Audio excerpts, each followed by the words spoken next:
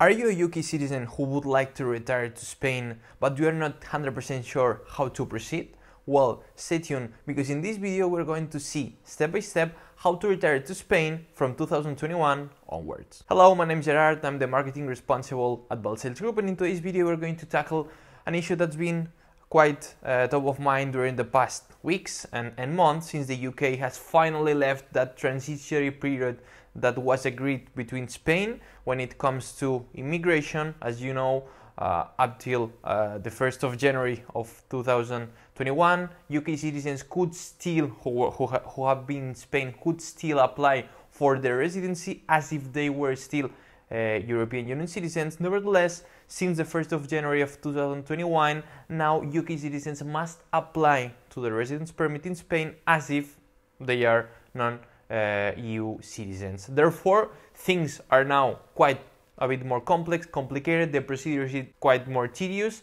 and there are extra requirements you must meet, and hence we find the situation of those who want to or are planning to retire in the country. What should I do? Which is the right residency for me? Which is the easiest path for retiring to Spain? And in this video we're going to solve that issue. If you haven't yet, make sure to subscribe and hit that like button. We're posting weekly videos, so make sure to subscribe in order to not miss anything.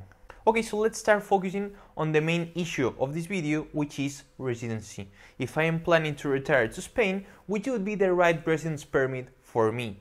In that sense, you are lucky, because there's a residence permit called the non-lucrative visa. Many refer to it as the retirement visa, which is the ideal option, the ideal path for you to follow if you are planning to retire in the country. Why? Well, because one of its main characteristics is that it does not allow you to work in the country. It does not allow you to conduct any kind of economic activity in Spain. For many, this is a downside, as they cannot work in the country, but as you are going to retire in the country, you will benefit from one of its upsides, which is it just has two main important requirements, and those requirements are really easy to meet in comparison with other residence permits that allow really complex requirements, which are many times difficult to attain.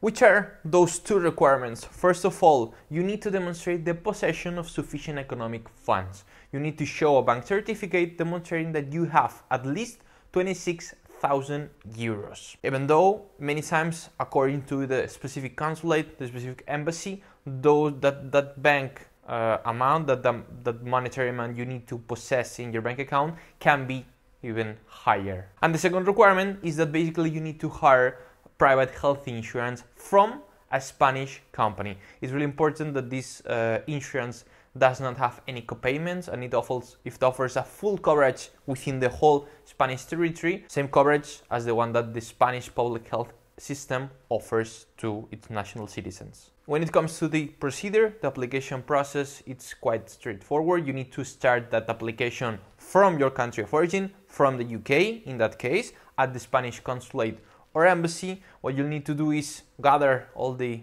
paperwork, prepare all the documentation, send it to the consulate. Approximately between 2 or 3 months you will receive a favorable response if you meet all the requirements. With that response you'll get a visa stamp on your passport, and with that you'll have 1 month, 30 days to enter Spain and obtain your residency card, which is called TIE, Tarjeta de Identidad del Extranjero. With that TIE now, which would be, you will have a non-lucrative residency, you'll be allowed to live in Spain for 1 year. When that year comes to an end, then what you need to do is to renew your non-lucrative visa. How to renew it? Basically, you need to meet the same requirements that you were asked for during the initial application, which basically is the monetary amount. Now you need to double, because the renewal is not for 1 year, but for 2. So if in the first case you had to demonstrate 26,000 euros,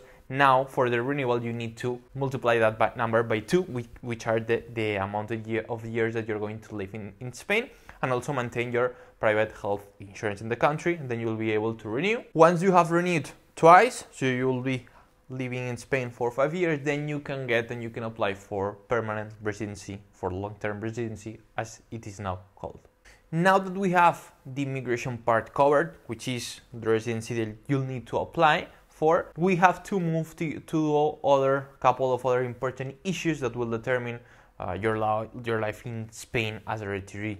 One of the most important decisions you'll have to take is which is the exact city or region I'm going to be living in. One of the main upsides of Spain is that it offers a wide landscape, so you have a wide array of options to choose from, but nevertheless that's going to be a really important decision for you to take. As a general recommendation, according to what many other expats and foreigners, especially those who want to retire, have done, cities like Barcelona, but perhaps not Barcelona itself, as it can be a bit hectic, but the surrounding areas of Barcelona are a good option. Cities or towns that are like in the coastline but are, for example, 30 minutes away from the city center of Barcelona, those can be good options. The same happens with Valencia. Valencia offers a similar environment, similar weather throughout the whole year as in Barcelona, so it's also another option widely chosen by expats. And perhaps the south of Spain is ideal for you if you would like to experience sun throughout the vast majority of the year, temperatures that are much warmer. Then many expats choose Costa del Sol, which is located in Malaga. And finally, of course, the Canary Islands, which are a bit more exotic, or the Balearic Islands can also be good options for you. And finally, just a quick note that is aimed to work as a warning: be careful with your taxes. Why? Because if you're in Spain with your non-lucrative visa, one of the main requirements for renewing it is to become a resident. So you need to spend at least 183 days per year in the country over 6 months in order to renew this residence permit. Once you stay more than that period of time per year, you become a resident in the country, and that has tax implications. This will just work as a warning. I'm not going to dive deep into taxes, as this is a really complicated issue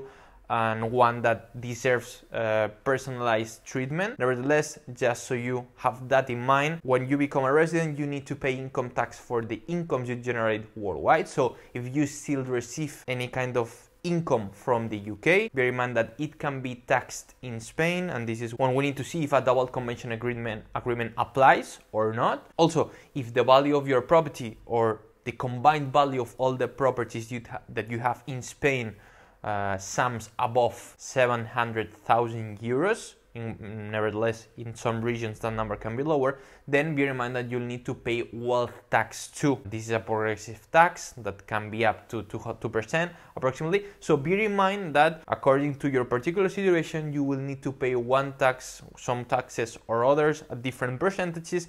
And our recommendation is to always check with a specialized tax lawyer, so he or she can assess your situation and you can fully understand what you are liable to pay in Spain and what not. So we hope that everything's clear now. If you want to retire in Spain, the non-lucrative visa is your go-to option. Remember 2 requirements: demonstrating sufficient economics funds through your bank account, having private health insurance. You need to start your application directly from the UK, then move to Spain, get your residency card, and start enjoying the Spanish lifestyle. For any question you may have, our lawyers are at your complete disposal at info@balcellisgroup.com. Send us an email, feel free to ask anything, and we'll answer as fast as possible. Thank you very much, see you next time.